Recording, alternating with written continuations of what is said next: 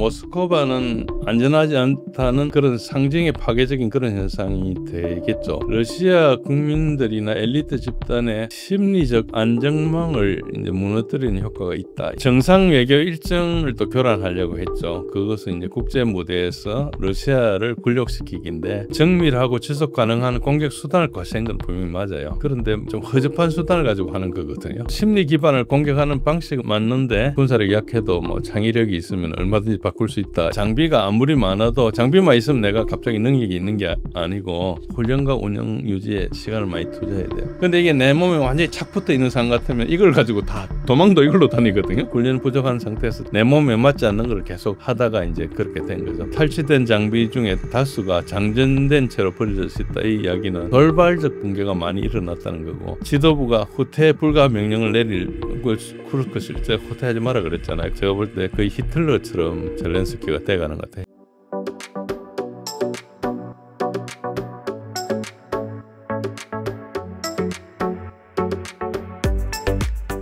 최근 우크라이나가 모스크바 공항 4곳을 동시에 마비시켰죠. 도심 피해는 없었지만 의도적으로 모스크바도 공격 가능하다는 메시지를 던진 작전처럼 보이는데요. 교수님께서는 어떻게 해석하셨나요? 예, 사실은 이 문제를 제가 제 블로그에서 한번 다룬 적이 있습니다. 저는 그때는 이제 미국 유럽 사령부의 육군 사령관, 그러니까 유럽 사령부 사령관은 포스트하고 그 밑에 육해 공군 사령관이 있다 치면 이제 그 육군 사령관 3스타 출신인데, 그분이 이제 한번 전성기를 행사할 때 거기에다가 때려야 된다 이런 주장을 하길래 제가 이제 그분 그걸 인터뷰 영상을 깔고 이제 한번 구독자들한테 문의를 해봤어요. 이런 주장을 하는데 어떻게 생각하냐. 그리고 제가 그 다음 날에 이제 제 의견을 말씀드린 적이 있는데, 사실은 이 지금 2부에서 말씀드린 전체 주제가 여러분들의 어떤 시각을 조금 시야를 확산할 필요가 있다. 확대할 필요가 있다는 점에서 좀 이제 의미가 있습니다. 일단 첫 번째 질문을 하신 대로 모스크바는 안전하지 않다는 어떤 그런 상징의 파괴적인 그런 현상이 되겠죠. 만약에 드론을 공격을 하고 이렇게 했다지만, 특히 이제 전성기 행사 때 공격하겠다고 젤렌스키가 이야기를 했으니까 나중에 이제 취소를 했지만은, 그런데 사실은 전쟁 3년 동안 모스크바 자체는 안정권이었죠. 거기 모스크바엔 또 방공망이 발달돼 가지고 잘 막고 있습니다. 물론 방공망이랑 항상 뚫리기 마련이기 때문에 대략 거의 대부분 막아낸다는 거죠. 한두 개는 뚫리기도 하거든요. 그래서 전선에서 멀리 떨어진 수도조차도 예가 아닌 것을 이제 젤렌스키가 이야기를 함으로써 전 세계에 알리게 됐고, 실제로 근처에 몇 군데 이제 또 어떤 저런 이제 아파트 같은 데 떨어지기도 하고 했으니까 그럴 수도 있죠. 그런데 이게 러시아 국민들이나 엘리트 집단의 심리적 안정망을 이제 무너뜨리는 효과가 있다. 이렇게 생각하는 게 일반적인 것 같아요. 그래서 이거는 이제 실제 피해보다 이제 국가 통제 이미지를 잘 관리하고 있는 거를 이제 균열시키는 그런 노림수다. 예를 들어서 워싱턴에 뚫리는 거랑 평양에 뚫리는 거랑 이렇게, 평양에 뚫리면 난리가 나겠죠. 그런 것 같은 그런 상징의 파괴라는 그런 뜻도 있는데, 사실은 그게 이 주제 전체가 반작용이 있습니다. 그건 이제 제가 차차 말씀드릴 건데, 일단 정상 외교 일정을 또 교란하려고 했죠. 그것은 이제 국제 무대에서 러시아를 굴욕시키기인데, 이것도 드론 공격을 아까 말씀하신 대로 모스크바 공항 4곳이 마비가 되고 항공편이 회항되고 착륙 지연 이런 것들이, 특히 태풍 같은 거 이런 거 일어났을 때처럼 그런 일이 발생한 거죠. 그리고 실제로 고위급 외교단이 동선이 혼선을 빚고 카자흐스탄 대통령도 그렇고 말리나 아프리카 사절단도 그랬죠. 그러니까 러시아의 외교적 위신에 상처를 내고 국제회담 장소조차 불안정하다는 인식을 조장하는 그런 치밀한 타이밍이라 합니다. 그런데 이게 이제 일단 정밀하고 지속 가능한 공격 수단을 과시한 건 분명히 맞아요. 그런데 이게 좀 허접한 수단을 가지고 하는 거거든요. 그러니까 이제 누구나 할 수 있는 걸 하는 거예요. 그러니까 그걸 하느냐 안 하느냐의 문제지. 예를 들어서 뭐 우리가 누구나 여기서 똥을 누를 수 있는데 말씀 내가 누느냐 안 누느냐에 따라서 내가 위대해진 건 아니잖아요. 그 사람이 그렇게 가는 거지. 저는 굳이 비유를 그렇게 말씀드리고 싶습니다. 그러니까 뭐 이게 대단한 능력 가지고 남이 없는 능력 가지고 그랬다면 모르지만 누구나 할 수 있는 건데 우리가 차마 못하는 것을 내가 하겠다는 그걸 자체를 무슨 능력으로 생각할 수는 없다는 거죠. 그게 어째 보면은 뭐 러시아 방공망도 피하고 뭐 저비용 고효율 이런 걸 이야기할 수 있는데 저비용 고효율이라 하지만은 성공 못하고 실패만 하면은 더 큰 문제가 되는 거잖아요. 그러니까 이게 어떤 행위를 할 때 행동이나 발언이나 이것 자기의 신뢰도를 깎아먹는 부분이 있거든요. 그런 부분이 있기 때문에 이게 과연 맞느냐 그런 의심도 있고 한편으로 우리는 장거리 정밀 타격을 할 수 있다 이런 것을 계속 메시지를 던져주면은 적국인 러시아 입장에서는 상당히 피곤하게 되고 그렇다면은 뭔가 행동을 바꿀 수 있게 되고 이렇다면 그게 이제 인지전이라 그래요. 우리가 군에서 전쟁을 다룰 때 카그니티브 워페어라 그래가지고 사람의 생각을 마비시키는 거 어쨌든 심리전 비슷한데 이제 그 생각하는 구조를 이제 하는 거죠. 우리 억지 이론도 사실 인지전입니다. 북한이 우리한테 핵을 쏘겠다 이렇게 이야기하는데 우리가 이제 북한이 핵을 쏘면 어떤 대가를 할 것이라는 것을 한미가 어떻게 제한하는 것 때문에 겁이 나가지고 못 쏘겠다 그러면 그것도 억지도 인지가 되거든요. 인지전이 되거든요. 그러니까 인지 세계 속에서 이제 다루는 거니까 그렇게 되겠죠. 그래서 뭐 그런 이론도 분명히 있고 전쟁의 방법 중에 하나이긴 합니다. 그래서 합당한 전쟁 방법이긴 합니다. 그렇다 해서 이게 과연 맞느냐 이런 문제가 있는데 어쨌든 이거는 심리 기반을 공격하는 방식은 맞는데 이제 이렇다면 이제 뭐 군사력 약해도 뭐 창의력이 있으면 얼마든지 바꿀 수 있다 이렇게 이야기되는 그런 새로운 형태의 전쟁이긴 하죠. 전쟁이긴 한데 문제는 아무나 할 수 있다는 거예요. 그리고 점선 후방이 더 이상 안전지대가 아님을 시사하기는 하지만은 그리고 뭐 러시아의 방공 능력에 대해서 국제적 신뢰를 손상시킨다 하지만은 방공 전력이란 자체가 모든 걸 철통 있게 막는 게 아니거든요. 중요 자산만 막는 겁니다.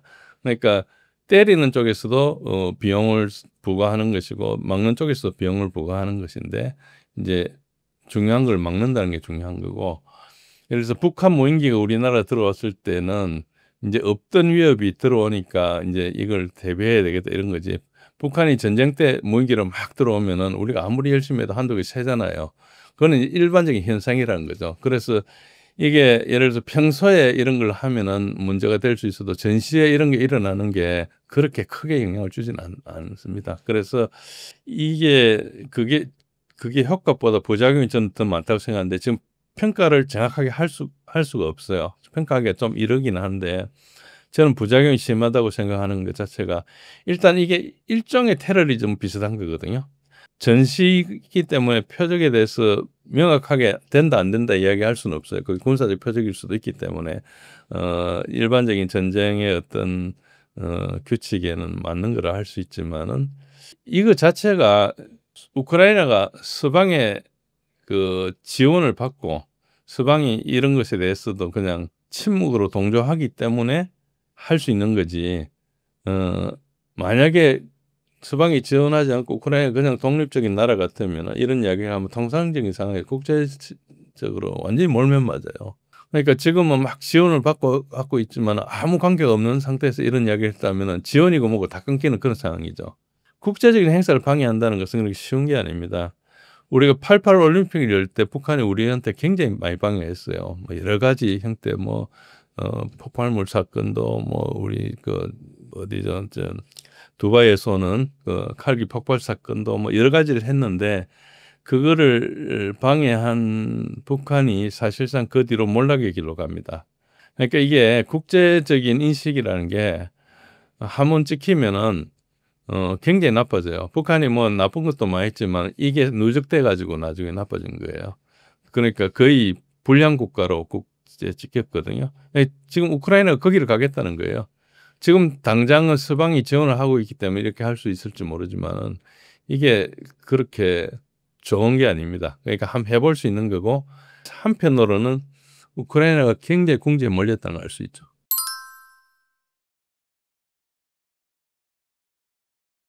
도심 공항을 흔들고 동시에 군수시설을 정밀 타격하는 방식은 기존 폭격과는 전혀 다른 전개였는데요. 이런 공격 방식, 러시아 입장에선 어떤 대응 부담이 생겼을까요? 예, 실제로 이제 이걸 가지고 군수 산업 이런 거를 이제 공격을 했죠. 그러니까 이런 면에서는 약간 천재적이라 할 수 있어요. 그러니까 그쪽에 막 이야기해놓고 실제로는 만약에 군수 산업, 뭐 군수 시설을 공격했다. 그러면 이제 그건 좀 천재적이죠.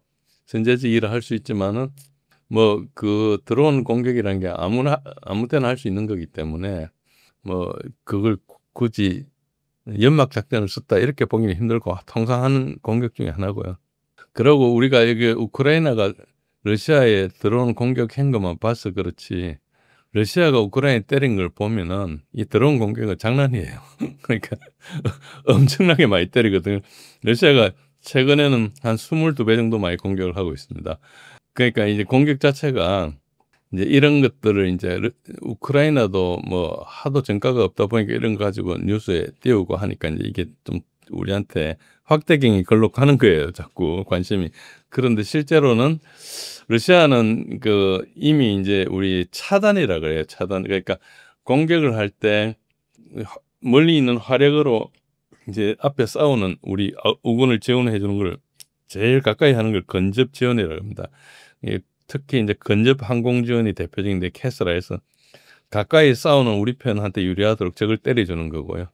이제 전장에 들어오는 적군이 이렇게 후속에서 우리가 이제대라 하기도 하고 이제 이 예비가 들어오기도 하고 이렇게 들어오는 것을 막아주는 것을 전장 차단이라고 합니다. 전장으로 들어온 것을 막아주는 거예요.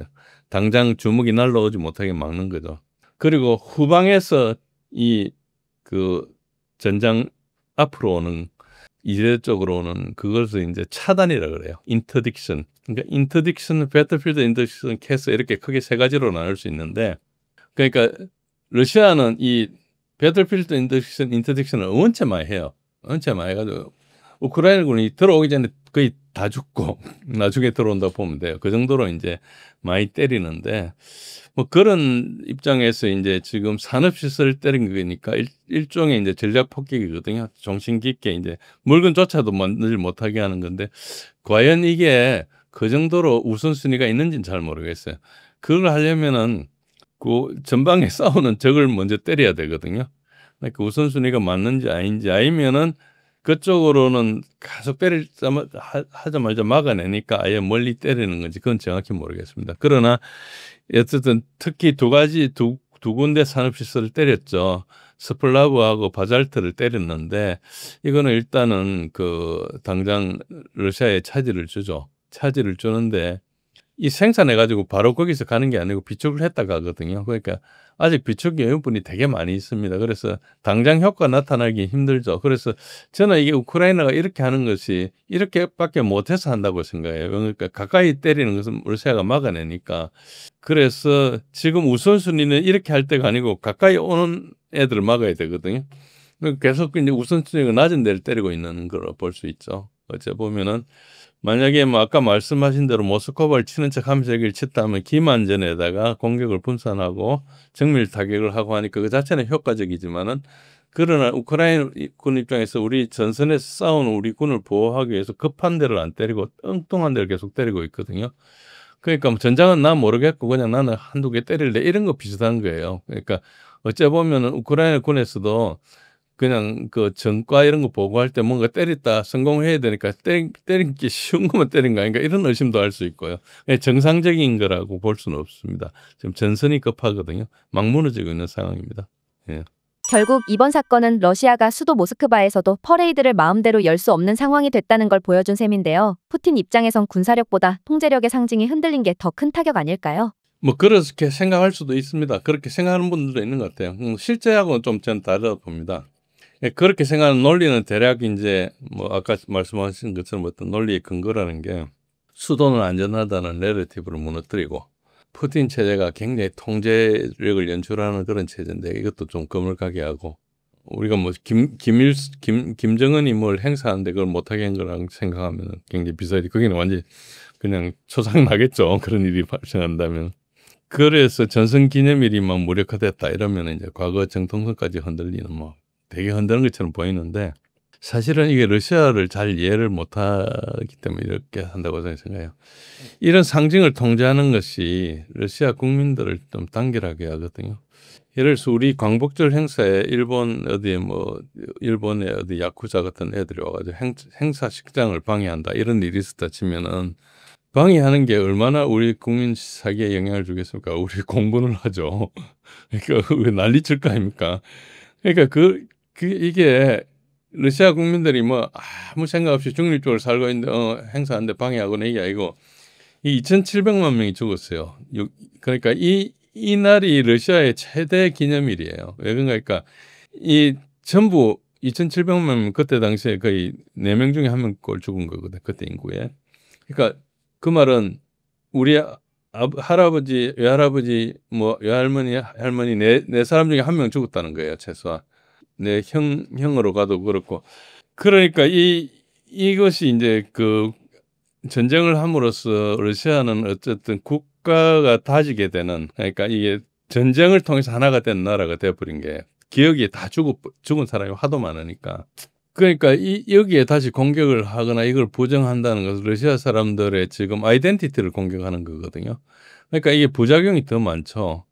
저는 이런 것을 왜 하는지 모르겠어요. 그냥 예를 들어서 뭐 그냥 아무 의미 없는 날 가서 의미 없는데 공격을 하면 되거나 뭐 예를 들어서 뭐 거기도 종교나 인종이 다 다르니까 그 중에 하나를 집어서 하면은 뭐 안 그래도 그 서로 싫어하는 사람끼리 싸울 계기도 되고 이럴 건데 국민이 하나가 되는 날에 거기에 뭐 우리 3.1절 날 뭘 한다든지 이거 비슷한 것처럼 하여튼 저는 그렇게 생각하고 있고 상징을 공격하면 정작 러시아 국민들을 단결하게 하기 때문에 이건 좀 이상하고 그리고 푸틴 체제의 통제력 연출이라는 것은 이 공격하고 좀 무관한 거예요. 그러니까 푸틴이 인기가 있는데 러시아에서 왜 인기가 있는지 아는 사람 잘 없어요. 푸틴이 인기가 있는 것은 푸틴이 뭐 민주주의를 하고 뭐 이래서 인기가 있는 게 아니거든요. 이 사람이 부정부패를 좀 일소했어요. 그렇다고 러시아가 부정부패가 없는 나라라는 게 아니고 그전보다 훨씬 잘 사는 깨끗한 나라가 된 거죠. 그래서 그전에는 90년대 푸틴 집권하기 전에 예천 시대는 전부 다 거지가 돼가지고 막 우리 이런 데도 막 온 나라에 온 세계 러시아 사람들 다 도망가고 뭐 몸 팔러 오는 사람도 있고 이런 세계가 됐다가 불과 지금 25년이 지났는데 상당히 고소득국가 됐어요. 잘 살고 있고 그러니까 내셔널 프라이드가 올라간 겁니다. 이게 어쨌든 먹고 살기만 해줘도 좋은 걸로 된 데다가 이제 자기네들 업신여기는 서방이 계속 힘들고 하니까 이제 올라간 거고 지도자의 지도력은 그가 보여준 성과에 의해서 달성되는 거지 연출하고 무관한 거예요. 연출은 자기가 권력을 유지할 수 없을 때 그걸 통제하기 위해서 하는 것이고 일단 뭐 25년간의 성과를 통해서 지금 80%가 넘는 지지를 얻었는데 이걸 뭐 이런 걸로 해서 할 수가 없다 생각하고요. 그리고 잘 모르는 것 중에 하나가 푸틴이 러시아 내에서 가장 온건파예요. 가장 친서방이고 그래서 이 강한 통제력은 푸틴이 연출하는 게 아니고 강경파에서 연출하는 거예요. 나라가 메가지가 있어야지 막 여기저기서 아무데나 가서 악수하고 얼굴 내밀고 이런 것보다 좀 권위 있게 해라 이런 압력이 들어왔기 때문에 하는 거거든요. 푸틴은 그럴 생각이 별로 없는 사람이에요. 서방하고도 어떤 서방하고 완전히 담을 쌓아야 된다고 생각을 최근에는 하고 있는 것 같은데 오랫동안 안 했어요. 그러니까 민스크 민석이 협정할 때도 계속 기다리고 서방한테 가서 제재를 풀으라 그러고 뭐 이런 설득 작업을 한 거지 실제로 뭐 강경하게 하거나 이렇게 한 건 아니거든요. 그래서 푸틴이 어떤 이제 상징을 관리하고 통제력을 연출한다 이런 생각은 약간 표면적인 생각이고 실제로는 전성절 무력화가 된다는 생각은 약간 잘 모르는 생각이다. 그래서 행사 한두 번으로 지금 2,700만 명이 사망한 그 사건을 바꿀 수가 없고요. 그 사람들 다 죽었잖아요. 지금 다 자기 할아버지 때 일어났던 일 후손들이 지금 하고 있는데도 불구하고 나날이 그 행사가 성행하고 있거든요. 오히려 젤렌스키가 지금 그런 행동 자체가 매를 번 행동이라 생각합니다. 그래서 무기가 아니고 질서가 핵심 타격이죠. 어쨌든 그렇습니다.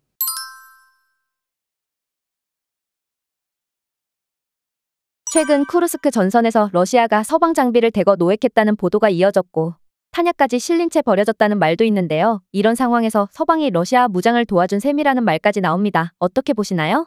그 쿠르스크 작전이라는 걸 보면 제가 이제 작년 9월 달에 처음 웅달 책방에 와서 이제 독자분들에게 말씀드릴 때 처음 말씀드린 게 쿠르스크입니다. 쿠르스크 작전 자체가 군사적으로 거의 의미 없는 작전이다. 그 이야기를 제가 처음부터 말씀드렸었어요. 그리고 MI6하고 CIA가 기획한 작전이다 이 말씀을 드렸고요. 그러니까 군사적으로 의미 없는 곳에 우크라이나 최정예를 투입했고 그것도 서방에 굉장히 좋은 장비들을 골라가 투입했거든요. 그래서 제가 이제 지금 이 말씀을 들으면은 약간 그거하고 이제 이게 오버랩이 되는데 일단 후퇴와 함께 버려진 장비잖아요. 그러니까 이 말은 군사력에 대해서 서방도 전쟁을 제대로 안 해본 거예요. 그러니까 이게 뭐 시체말로 서방이 뭐 러시아를 무장시켰다 이 말씀도 좀 맞지 않고 뭐 말은 되죠. 말은 되고 이제 선전 효과는 있지만은 뭐 그거는 그냥 전쟁 결과지 그 자체로 큰 의미가 없습니다. 그러니까 이제 선전 효과는 있지만은 뭐 그걸 서방 장비를 분석하고 뭐 이런 데 도움이 되죠. 그런데 그거는 장비 하나만 있어도 분석할 수 있어요. 뭐 800개 늘어난다고 도움이 되고 그만큼 이제 쿠르스크 작전을 러시아가 잘했고 우크라이나가 이제 몰리는 상황이었다. 이걸 이제 그거는 대변을 하고 있죠. 그리고 뭐 그 장비가 아무리 많아도 러시아의 전력에 그렇게 도움이 되지는 않습니다. 뭐 그 녹여가 다른 걸 쓸 수 있고 할 수는 있지만은 장비라는 것이 장비가 아무리 많아도 장비만 있으면 내가 갑자기 능력이 있는 게 아니고 어쨌든 체제를 좀 바꿔야 되고 훈련과 운영 유지에 시간을 많이 투자해야 돼요. 그러니까 장비를 아시다시피 요 마이크를 쓰다가 최신형 OMB에서 새로운 마이크를 하나 썼다. 그런데 그 운영 체제하고 이 운영 체제에서 다르지 않습니까? 그러면 이것도 기술 익히는데 또 봐야 돼요. 매뉴얼도 보고 이렇게 해야 되고.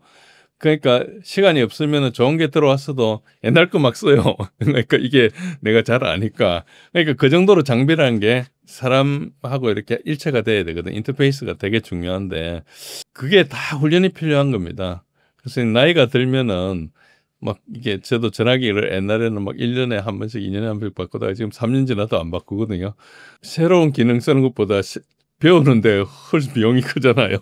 그렇게 많은 게 쓰는 것도 아니고 대부분의 기능을 버릴 때까지 매뉴얼 제대로 읽어보지도 않고 첫날 읽어본 매뉴얼만큼 기능을 쓰거나 옆에서 누가 동료가 알려주는 것만큼 배워가 쓰는데 그냥 장비라는 게 그런 특성이 있습니다. 그래서 장비가 있다고 되는 게 아니고 그 전투력이라는 것은 인원과 장비 물자거든요. 그러니까 그게 사람이 다 들어가지고 돼야 되는 그런 것이죠.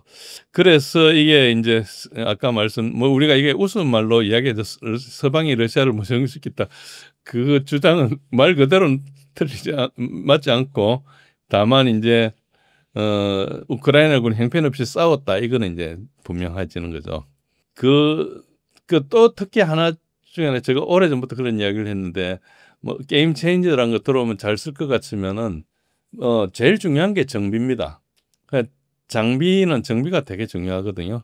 계속 가만히 있으면 지가 돌아가는 게 아니고 계속 사람이 길을 들여줘야 되고 부품을 줘줘야 되고 그렇습니다. 이런 튼튼한 의자도 계속 하다 보면 볼트 놨다가 떨어지지 않습니까? 그거 놔두면 금방 고장나요. 누군가가 좋을 줄 아는 사람이 있어야지 다시 돌아가는 거죠. 그러니까 이제 그런 특성이 있기 때문에 장비 자체가 군사력은 아니고요.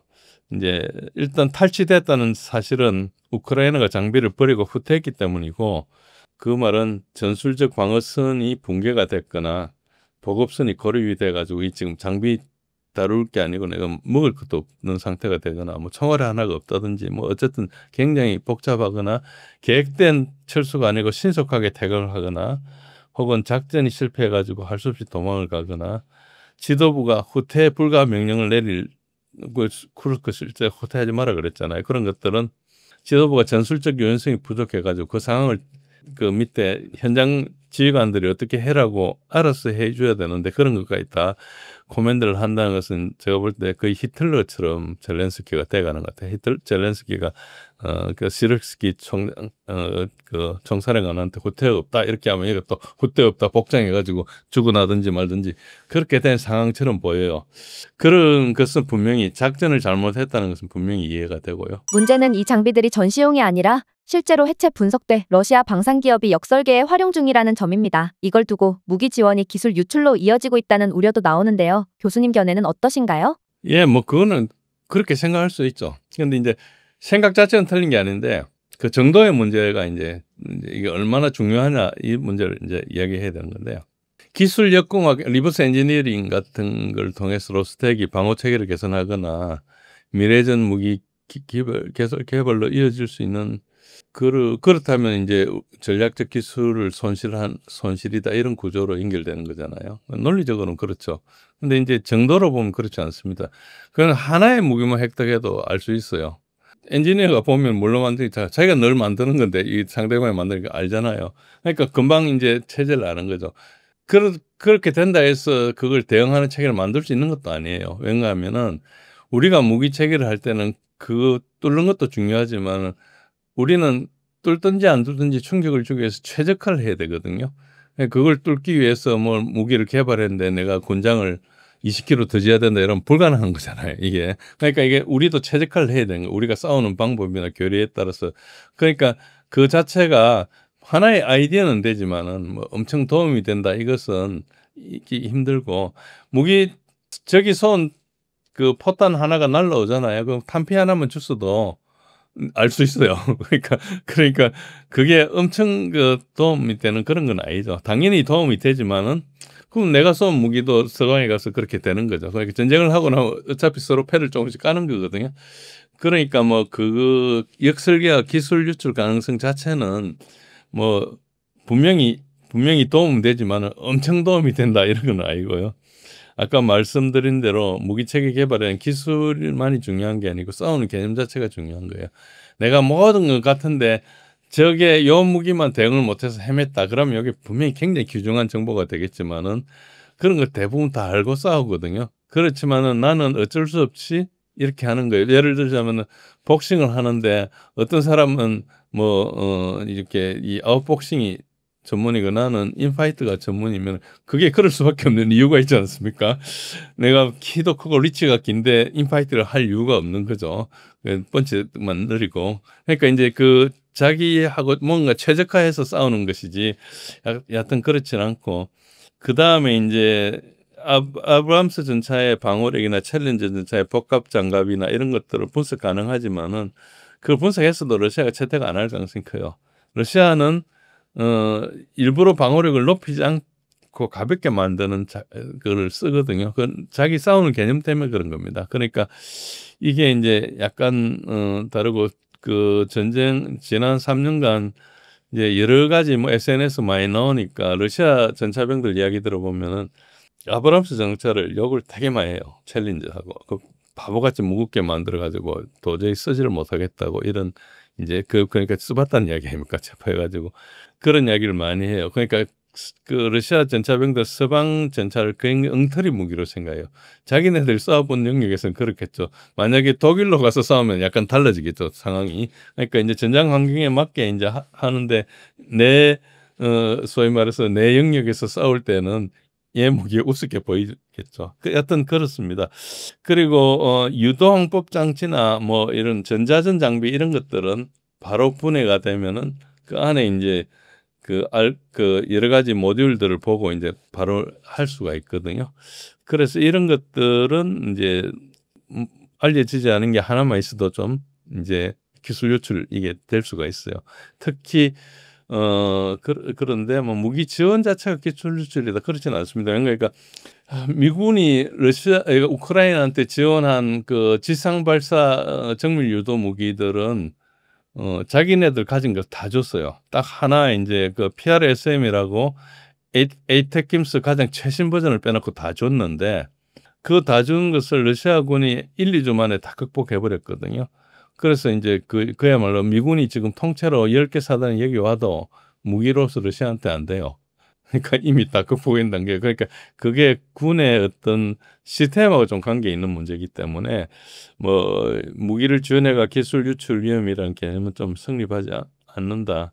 그래서 뭐 이거 기술은 뭐 쉽게 능력이 있으면 쉽게 파악할 수 있습니다. 특히 브래들리나 스트라이커 같은 고성능 장비까지 멀쩡히 버려졌다는 점에서 우크라이나군의 전장 운용 능력이 부족했던 거 아니냐는 지적도 있는데요. 이 분석 어떻게 보십니까? 예, 정확하게 말씀입니다. 그러니까 우리가 테니스를 친다든지 뭐 골프를 친다든지 도구를 쓰는 운동을 하는 경우에 내 도구 아닌 걸 쓰면 되게 불편하거든요. 그러니까 이 간단한 그 기구도 그렇고 심지어는 제가 야구를 했는데 야구 글러브도 그래요. 배터도 그렇고. 그러니까 그 장비라는 것은 뭐 무기는 더 마찬가지죠. 장비라는 것은 일단 익숙해야 되고 그 익숙한 데 시간이 걸려요. 뭐 탁구도 그립을 깎는 데 시간 되게 많이 걸리잖아요. 자기 그립이 딱 잡히면 이제 자기가 이제 잘 하게 되는 그런 거 비슷한 건데 장비를 운영하는 능력 자체는 전술에 적합해야 되고 훈련도 필요하고 또 이제 정비하는 그 유지 관리 능력도 되게 중요합니다. 특히 이제 브래들리 스트라이커 이런 같은 그런 보병 자산들은 이 보병 전투 차량이거든요. 그러니까 이게 그 차량을 타고 다니면서 탑승 전투도 하고 하차 전투도 하고 또 달리면서 기갑하고 같이 그러니까 전차하고 같이 하기도 하고 공중 지원을 연락해 가지고 네트워크로 주고받기도 하고 어디에서 보던 표적에 대해서 내가 정보를 받아가지고 때리기도 하고 이런 그야말로 네트워크 연결된 재병 협동이라 그러고 요즘 말로 그걸 다영역 작전이라 하기도 합니다. 그런 걸 수행할 수 있어야 돼요. 그러니까 그 다양한 기능을 할 수 있는 거하고 운전만 해가지고 가거나 총 한 발 쏘는 거하고는 능력 자체가 다르거든요.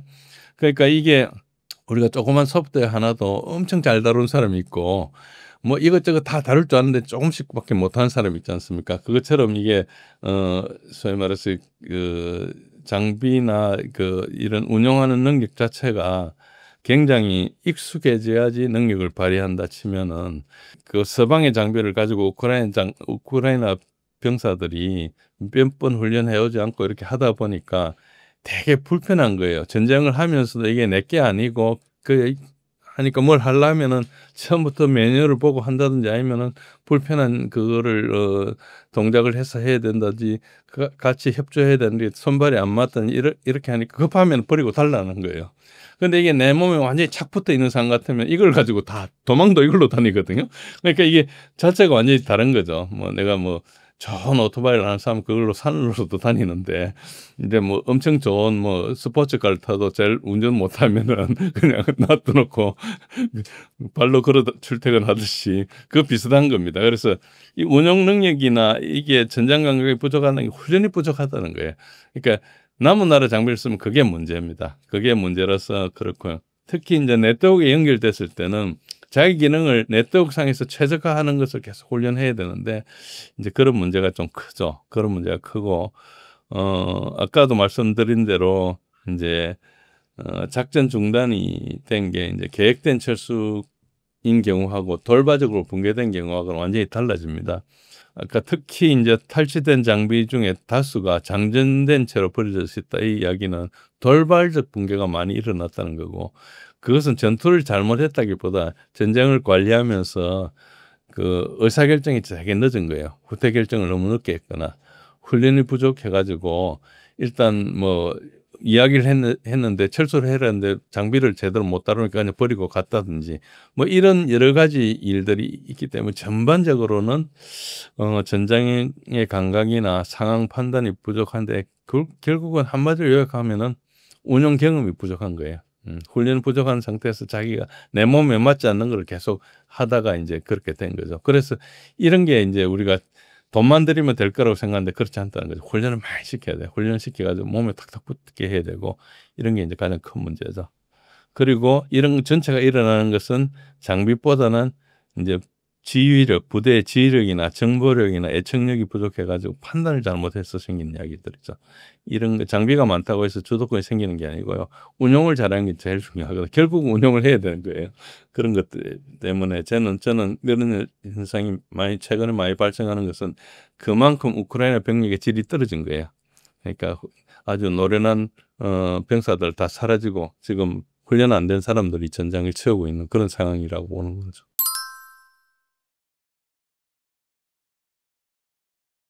러시아는 지금 얼미박람회에 800종이 넘는 서방 무기를 전시하며 이만큼 잡아냈다는 메시지를 퍼뜨리고 있죠. 단순한 자랑이 아니라 서방의 무기 지원 의지를 흔드는 심리전이라는 분석도 있는데요. 실제 효과가 있다고 보시나요? 뭐 있기는 있죠. 있기는 있는데 그게 이제 크진 않고요. 특히 전장 아닌 일반 시청자들한테 효과는 크죠. 그러니까 일반 시청자들은 내 세금을 들여가지고 줬는데 러시아 가서 저렇게 되는구나 이렇게 생각하면 좀 분도 날 거고 서방에서는. 그리고 이제 뭐 러시아 사람들은 아예 우리가 잘 싸워서 이렇게 하는구나 이렇게 생각할 거고 이런 정치 심리전이나 시청각 연출은 분명히 효과가 있죠. 그리고 이게 러시아가 이렇게 하면 서방 내부에서 이제 분열이 일어날 거 아닙니까? 이거 지원하려고 지금 56개국인가 들어가 있거든요. 그 나라들이 각자 사정이 다른데 없는 형편에 겨우 이렇게 이제 줬는데 염초래가 줬는데 그걸 저렇게 막 버린다 그러면 화도 날 거고 그렇죠. 그리고 이제 그러다고 서방 내부가 분열되고 우크라이나 군도 심리적으로 압박을 받겠죠. 만약에 그 군 지도부가 이걸 관리한다 치면은. 그리고 이제 제3세계나 비동맹 국가들은 이제 지금 현재 러시아가 약간 지도층에 좀 올라와 있거든요. 그리고 러시아 무기를 많이 받게 되는데 이제 서방에서 못 받으니까 러시아 무기 독립에 대한 어떤 이미지가 되게 강화되죠. 그리고 러시아 무기가 잘 팔릴 공산이 되게 크죠. 그리고 이제 서방에 대해서는 전체에 대해서 명분이나 신뢰나 기술 우위에 대한 맹신이나 이런 것을 정조준하는 심리전 도구가 되죠. 러시아 국민들에게는 군인하고 국민들에게 사기가 되고 군인 이게 사로잡은 군인 입장에서는 얼마나 기분이 좋겠어요. 그러니까 이제 그런 거는 분명히 있죠. 실제로 어느 정도 효과가 있는지는 모르지만 그렇습니다. 일각에선 이건 전쟁을 잘하는 나라와 무기만 많은 나라의 차이를 보여준 장면이라는 평가도 하던데요. 교수님 보시기에 이 사건이 현대전에 던지는 가장 중요한 메시지는 무엇이라고 생각하시나요? 사실은 전쟁은 무기가 아니고 무기를 유기적으로 움직이는 체계하고 사고의 싸움입니다. 생각의 싸움인데요. 그런데 현대전에서 네트워크가 돼 있으니까 이제 네트워크가 더 중요해졌죠. 그러니까 이제 무기가 혼자 효과하는 게 아니고 네트워크상에서 전체 네트워크상에 있는 전력을 발휘하는 도움이 되니까 이런 건데 어쨌든 러우전에서 보면은 전쟁 지도부의 실력 차이가 명확하다. 그러니까 사실 이 전쟁은 지난달 말에 이제 뉴욕 타임즈에서도 보고를 했죠. 3월 말에. 그 사실상 미국이 모든 전쟁을 사실상 수행했어요. 그러니까 우크라이나가 몸만 떼어줬다 생각하면 되는데.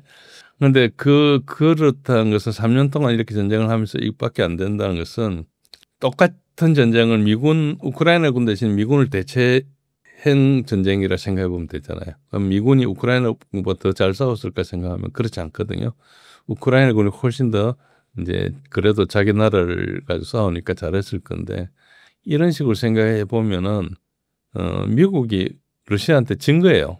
그래서 미국이 전쟁을 지도하고 기획하고 계획하고 시행하고 하는 능력에 있어서 그러니까 러시아군에 비해서 상당히 처진다 볼 수 있고 전쟁에 대한 이해가 상당히 부족한 걸로 볼 수 있죠. 그러니까 사실상 이 2022년 9월에서 11월 사이에 이제 헤르손 전투를 하면서 그 미국이죠. 나토가 이제 지휘를 해가지고 우크라이나 군 보고 이제 헤르손을 쫓아가가지고 스로비킨 라인을 공격을 해라 이렇게 했는데 그 공격하면서 엄청난 피해를 봤어요. 그리고 거기에서 이어지면서 2023년 한 5월까지 바흐무트 전투에서 우크라이나 최정예 군을 러시아의 그냥 죄수 군대한테 그냥 몰살당해 버렸어요. 그리고 그 한 달 있다가 이제 여름 공세를 하면서 이제 거의 러시아가 오중의 방어선을 이렇게 해놨는데 첫 번째 방어선 입구에도 못 오고 거의 대부분 그냥 끝났거든요. 그러니까 굉장히 참패가 많습니다. 이게 다 보도가 안 돼서 그런데 그리고 마지막에는 2024년 8월부터 시작한 크루스크 침공. 굉장히 무모한데 7만 5천 명을 그냥 죽여버렸죠. 그리고 장비를 그렇게 버리고. 이 자체는 이 전쟁을 기획한 미국의 전쟁 지도부, 나토 전쟁 지도부들이 실전 능력이 전혀 없는 거예요. 그런 식으로 전쟁을 하고 있는 거죠.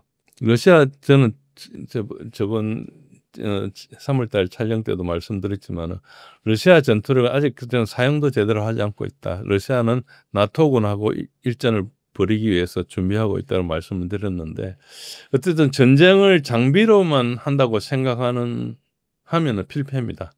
그러니까 이게 미군이 돈으로 계속 떼어가지고 전쟁을 하는데 월남전 이후 60년 동안 아직 제대로 이긴 전쟁이 하나도 없어요. 다 도망가고 했죠. 최근에는 예멘 후티하고 싸다가 항모전단이 철수했잖아요. 그리고 뭐 항복했다 하지 뭐 사실 항복도 아니고 지금 계속되고 있죠. 그러니까 사실상 예멘 후티한테 항모전단이 패배한 거예요. 그러니까 그 우습게 보던 군도 아닌 뭐 그런 조직 같은데. 그러니까 이게 전쟁이라는 건 시대하고 관계없이 굉장히 중요한 게 전쟁을 어떻게 하느냐, 사고방식과 그걸 수행하는 사람의 이제 능력 이런 게 되게 중요하고 그냥 아무것도 없이 장비로 칠갑을 한다 해서 전쟁을 이길 수 있는 게 전혀 아니다. 모든 게 같다면 장비가 좋은 게 훨씬 좋지만은 그거 전에도 전쟁을 잘할 수 있는 방법은 되게 많이 있다. 그래서 이제 우리가 생각해야 될 것을 돈으로 때우는 그런 생각을 하면 안 되고 그제 프랑스하고 라팔하고 그 J10 그게 교훈 하나가 뭡니까?